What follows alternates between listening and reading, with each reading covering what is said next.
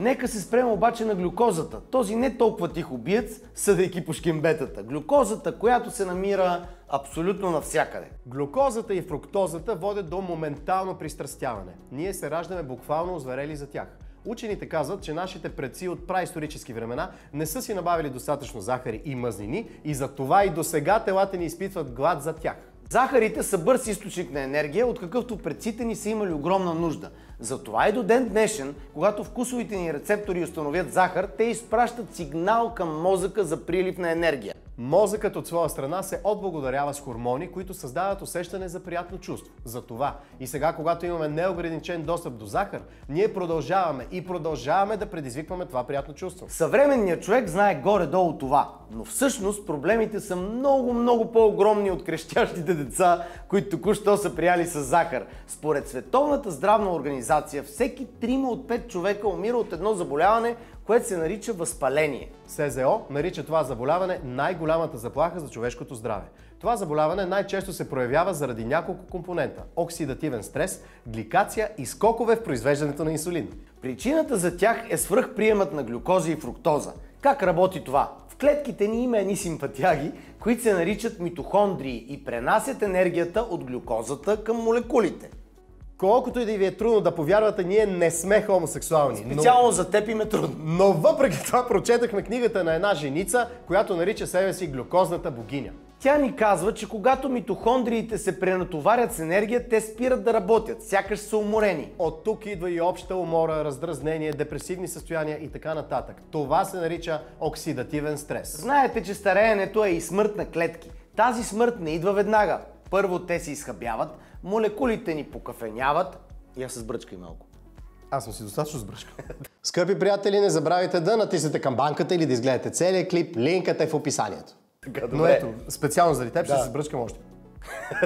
Това се случва, когато една молекула глюкоза се сблъска с друга молекула и втората бива гликемирана. Това е нормален процес на стареене.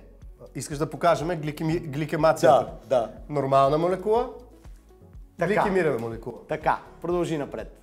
Когато обаче има пренасищане с глюкоза и фруктоза, гликемирането на молекули става много по-бързо.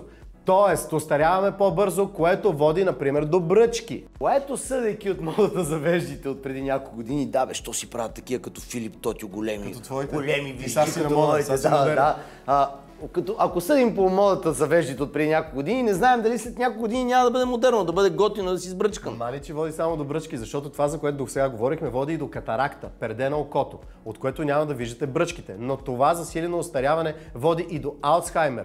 Митохондриите в мозъка, които пренасят страшно много енергия за страшно кратко време, се изхабяват. На човек му е нужна глюкоза заради енергията. Ако прекали с нея, той има няколко склада, в които тялото му я пази. Това са черния дроб и мускулите. Например, само 2 порции пържени картофи от верига за бързо хранене пълнят запаса на черния дроб, а 7 порции запаса на мускулите.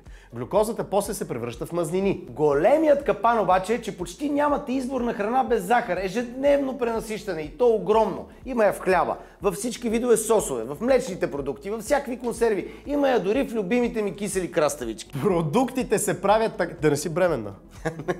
Продуктите се правят така, че да ни харесат, а харесването често е свързано с подсладяване. Когато складовете в организма ни се препълнят, когато има оксидативен стрес и гликиране на молекули, се стига до възпаление. А ако не се вземат мерки, възпалението става хронично. Когато стане хронично, идват проблемите. Краткотрайните проблеми са повишен апетит, хронична умора, лош сън, проблеми с паметта и когнитивните функции, дори и лоши настроения. За около 20 години обаче този процес може да доведе до акне и кожни заболявания, стареене и артрит, Алцхаймер и деменция, риск от рак, депресивни епизоди, чревни проблеми, сърдечни заболявания, безплодие и още много. Препоръчителният прием на захар при възрастен човек е 25 грама на ден. Само от една чаша безалкохолно, студен чай или газирана напитка, вие вече предозирате. Да, не говорим за вафли, шоколади, бисквити и прочее. Европейският съюз има регулации и е преценено, че при нормален режим на подобни продукти човек може да бъде здрав. Проблемът естествено е в прекаляването. Никой не може да ти забрани да ядеш каквото си искаш и въобще да правиш каквото си искаш, ако е в рамките на закона, ако не пречиш на другите и ако моралът ти го позволява, разбира се. Ние не защитаваме хазарта и не изместваме погледа към вафлите, макар че хазарт и вафла и захар вече звучи като смъртоносна комбинация. Вафли и хазарт. Хазарт и захар. Почти една и съща дума. Случайност? Не мисля.